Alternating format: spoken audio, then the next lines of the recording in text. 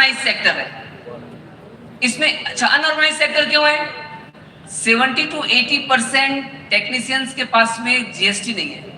Government को जब revenue वहां से आएगी नहीं तो गवर्नमेंट उसके ऊपर में ध्यान क्यों देगी? दो चीजों से ध्यान दे सकती है, रेवेन्यू से या तो आपकी यूनिटी से, ठीक है ना।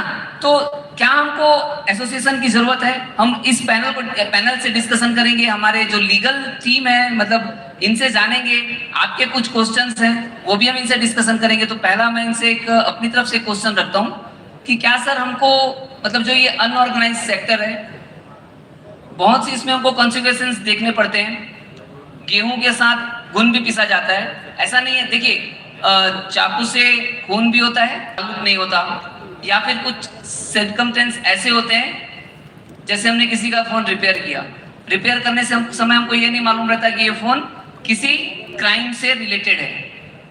हम उस सिचुएशन में क्या किया जा सकता है? क्योंकि मोबाइल की जो इंडस्ट्री है आज लाखों लोगों का रोजगार है, तो क्या गवर्नमेंट को इसकी ओर ध्यान देना चाहिए या इसकी ओर किस सबसे ध्यान आकर्षित किया जा सकता है? प्लीज मेरे जी, जैसा कि हमारे सीनियर तो फिर आप लोग को चाहिए कि एसोसिएशन आप बनाएं। अब उसकी लीगैलिटी में ये बात है कि एसोसिएशन चाहे ये मोबाइल की हो या किसी की भी हो बन सकती है स्टेट लेवल पे। अब यहाँ से आप तकरीबन लोग नॉर्थ से भी है, साउथ से भी है, दूसरी कोई शायद मेरी दूसरी कंट्री से भी कुछ आए हैं बोल के बताए हैं, मगर we are only focusing India के जो एसोसिएशन बनाएंगे, हर स्टेट में एक एसोसिएशन बना के उसको एक जॉइंट एक्शन कमेटी के तहत एक करना किया जा सकता है लीगली। अब और एक आपका जो सवाल था कि गेहूं के साथ गुण भी पिसे जाते हैं, तो सबसे पहले तो आप लोग को ये ध्यान देना चाहिए, क्योंकि आप देखिए अगर आप कोई गाड़ी चला रहे हैं रोड पे तो ऐसा नहीं होता कि आप लेफ्ट देखे बगैर या राइट देखे बगैर कहीं टर्न ले लें। आपको चाहिए कि आप लेफ्ट देखे, राइट देखे, उसके बाद टर्न लें, या जो भी उसका प्रोसीजर है वो फॉलो करें। तो इसी तरह से आपको एक प्रोसीजर फॉलो करना चाहिए, मगर वो प्रोसीजर आज तक कोई ऐसा बताने वाला नहीं है कि ये प्रोसीजर है आप इसको फॉलो करिए। तो अब आपके पास प्रोसीजर ही नहीं है तो आप फॉलो किसको करेंगे?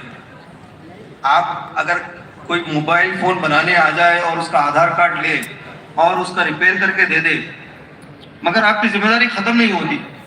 वो बोलेंगे कि नहीं आपको ये देखना चाहिए था कि वो मोबाइल फोन चोरी का है या नहीं है, तो वो तो आप देख नहीं सकेंगे। क्यों नहीं देख सकेंगे? क्योंकि वो आपके प्रैक्टिकली पॉसिबल नहीं है कि हर किसी का जो सोर्स है वो मालूम करें। तो इसीलिए हमने कुछ दिन पहले डिस्कस किया था कि एक प्लेटफॉर्म भी आपको दिया जाएगा। वो प्लेटफॉर्म के तहत पहले तो यूनियन के पास एक ऐसी ताकत होगी, एसोसिएशन के पास, जो कमिश्नर हो, डीजीपी हो स्टेट के, क्योंकि एसोसिएशन मैंने जैसा कहा है कि एसोसिएशन स्टेट के हिसाब से बनती है, तो वहां पर जाके उनके पास रिप्रेजेंटेशन देकर उनसे एक स्टैंडर्ड प्रोसीजर हम लेके वो स्टैंडर्ड एसोसिएशन वो चीज को आपकी बात को पुलिस तक लेकर जाएगी। और हो सकता है कि आप अगर आपको गैर जरूरी अगर कोई सता रहे तो कोर्ट में भी उसका सॉल्यूशन निकाला जा सकता है। हमारे जितने बैठे हुए मोबाइल टेक्नीशियंस भाई लोग हैं, उसमें से अगर किसी को ऐसा लगता है कि कोई क्वेश्चंस पूछना चाहता है तो हैंड रेज कर सकता है। बिल्कुल, एक बार मलिक जी उनके एक बार क्वेश्चंस को एक बार आप सुन लीजिए।